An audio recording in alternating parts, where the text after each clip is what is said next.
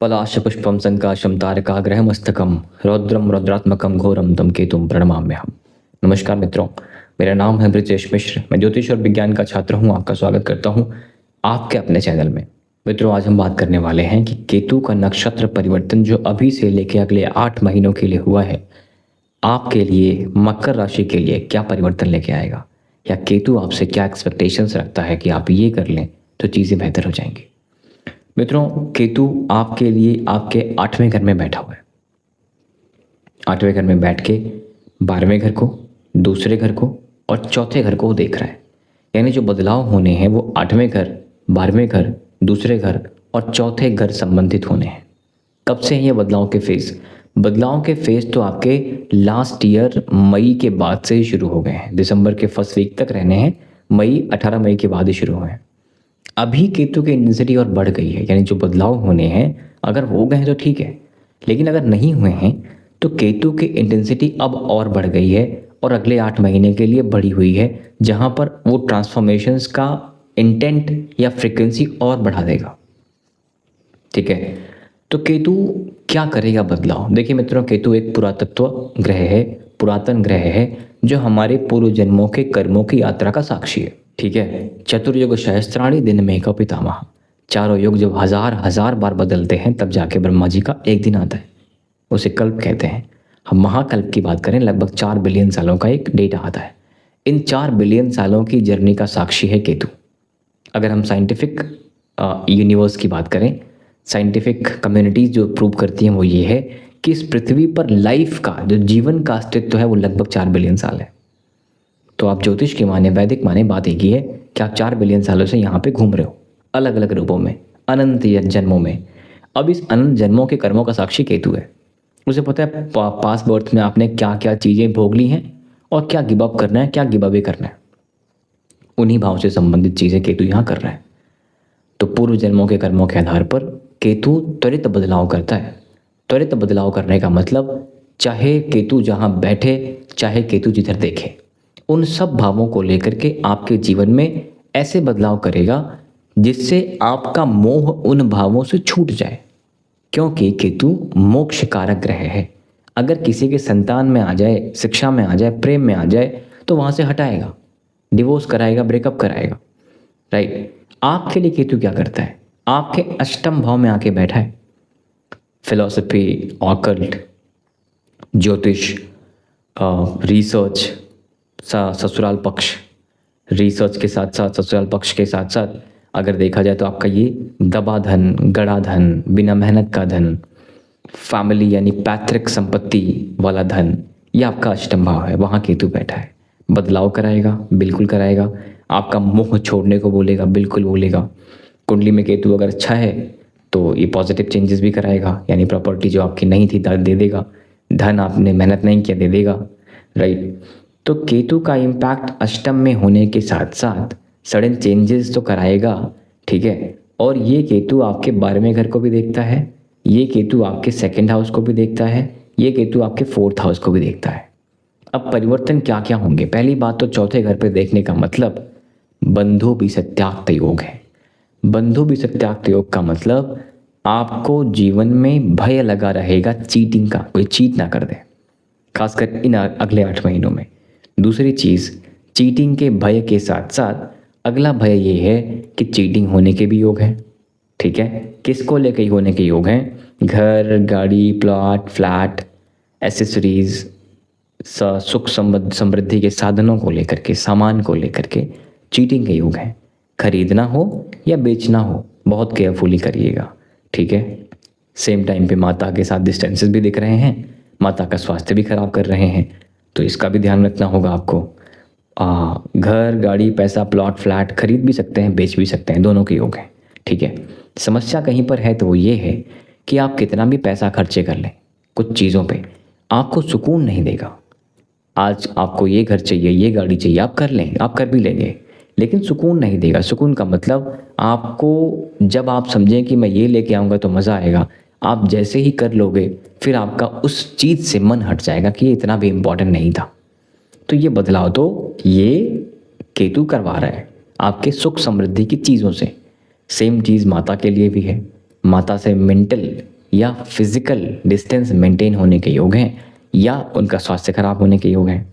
आपके भी 4th house पे केतु का इम्पैक्ट है, तो सांस को लेके, इम्यूनिटी को लेके, स्किन एलर्जीज को लेके और लंग्स को लेके, हार्ट को लेके भी थोड़ा सा केयरफुल रहिएगा। हैविंग सेड दैट, हर व्यक्ति हार्ट से पीड़ित नहीं होगा, लेकिन जिस व्यक्ति को ज़रा से भी समस्या थी वो और ट्रिगर होने के योग है, राइट। तो केतु यहाँ से आपके 4थे घर को देखेगा। 2nd हाउस क्या है? परिवार। पैतृक विवाद तो दिखता है, प्रॉपर्टी का विवाद तो दिखता है, ठीक है। परिवार वाले भाव में भी बदलाव दिखता है, यानी कि कभी यही परिवार आपको खूब अच्छा लगेगा और कभी यही परिवार छोड़ के भाग जाने का मन करेगा। राहु वहाँ बैठा है, इसलिए अटैचमेंट डिटैचमेंट साथ में चल रही हैं, ठीक है। आपके ENT की समस्याएं भी ट्रिगर होती हैं, यानी आँख से नीचे और गले से ऊपर का जो ये फेस है ना, इधर कुछ समस्याएं स्किन को लेके, दांत को लेके, इंजरी को लेके या अन्य कोई कट लगने के योग यहाँ बन जाते हैं। भोजन को लेके भी थोड़ा सा केयरफुल रहिएगा, विषाक्त भोजन के योग हैं, फूड पॉइजनिंग के योग हैं। और भोजन के साथ साथ आपके इमोशनल जो एंगल है आपके 2nd हाउस का, यानी आपकी वाणी, वो भी खराब होती दिखती है। वो दुर्मुख योग बनता दिखता है। दुर्मुख योग का मतलब आपके मुख से क्या निकल जाए आपको पता भी नहीं चलेगा, इसलिए सोच समझ कर ही बोलिएगा जो भी बोलना हो, ठीक है। तो आपका 2nd हाउस ग्रिप में आया, परिवार से दूरियां, और आपका धन वाला भाव भी वही है, तो धन वाले भाव को लेकर के भी अनिच्छा पैदा होना और प्रॉपर्टी को लेकर भी लीगल लिटिगेशन मामले, झगड़े इत्यादि होने के योग यहाँ बन जाते हैं। हैविंग सेड दैट, अगर आपका 6ठा और 11वां भाव कुंडली में बली हो तो ये प्रॉपर्टी के लाभ के योग हैं, ठीक है, ये लाभ के योग हैं। तो दूसरा हो गया, चौथा हो गया। अब है आपका 12वां घर, जहाँ पे केतु का इन्फ्लुएंस है। 12वां घर क्या है तो लीगल लिटिगेशन, हॉस्पिटल, इन्वेस्टमेंट, धन हानि, विदेश, नींद, सैया सुख। तो इधर केतु का इम्पैक्ट होने से एक तो आपकी नींद कम करता है, दूसरी चीज़ ये है कि जिन भावों पे, जैसे घर, गाड़ी, प्रॉपर्टी पे, पैसा पे, फैमिली पे, पैतृक संपत्ति पे ऑलरेडी केतु का इम्पैक्ट है, इनसे संबंधित कुछ लीगल लिटिगेशन मामले भी क्रिएट करता है। ऑब्वियसली हर व्यक्ति का तो नहीं हो रहा होगा, लेकिन जिसका विवाद है उसका तो हो जाएगा, है ना। इंटेंसिटी बढ़ गई है तो ये करेगा। आपकी नींद में समस्याओं के साथ साथ आपके स्वास्थ्य की तकलीफ भी करेगा, आपके माता के स्वास्थ्य की तकलीफ भी करेगा, आपके परिवार में भी किसी के स्वास्थ्य की तकलीफ करेगा। यानी आपके कुछ पैसे, क्योंकि धन का और व्यय का संबंध होता दिखता है, यानी कुछ पैसे आपके नियमित रूप से खर्चे होते हुए दिख रहे हैं। अब वो कोर्ट में खर्चे हो रहे हों या हॉस्पिटल में खर्चे हो रहे हों, या आप प्रॉपर्टी खरीद या बेच रहे हों, इन्वेस्टमेंट करते दिख रहे हों, लेकिन इधर से पैसा खर्चे होते हुए दिख तो रहा है। इस चीज़ का भी आपको ध्यान रखना है। अब क्या कर सकते हैं इसको ठीक करने के लिए? देखिए मित्रों, जो भाव आपको जहाँ मिल गया, यानी कि ईश्वर ने जो दे दिया वो दे दिया। भाग्य तो आप नहीं बदल सकते, लेकिन कुछ उपाय करके इन समस्याओं को, ये पॉजिटिव हो या नेगेटिव, इनको अपने हिसाब से थोड़ा सा मोल्ड तो ज़रूर कर सकते हैं। मैं पहले कंफर्म कर दूं कि ये केतु का यहाँ पर आना बुरा नहीं है सबके लिए। ये केतु घर भी प्रॉमिस कर रहा है, प्रॉपर्टी प्रॉमिस कर रहा है, चाहे झगड़े ही सही, ठीक है।